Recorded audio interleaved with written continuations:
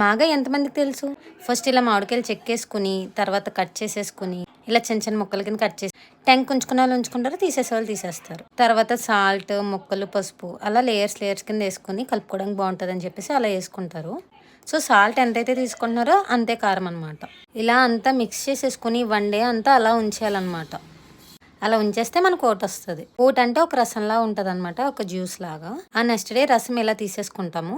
ఇంకా ముక్కలు ఇలా ఎండిపోవాలి. ఇప్పుడు అసలైన ప్రాసెస్, మెంతులు, ఆవాలు తీసుకుని డ్రై రోస్ట్ కింద ఎగించుకోవాలి.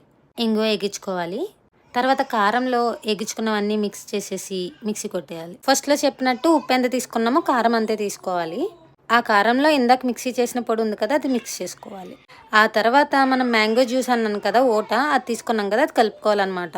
దగ్గరికి వచ్చే వరకు, ఈ కన్సిస్టెన్సీ వచ్చే వరకు కలుపుకోవాలి. ఆ తర్వాత వేడి ఆయిల్ దీంట్లో వేసుకోవాలి. కొలతలు కావాలంటే నెక్స్ట్ వీడియోలో చెప్తాను. ఇంకా లాస్ట్లో మాగాయ ముక్కలు మనం ఎండపెట్టినవి ఉన్నాయి కదా, అది మిక్స్ చేసుకోవాలన్నమాట.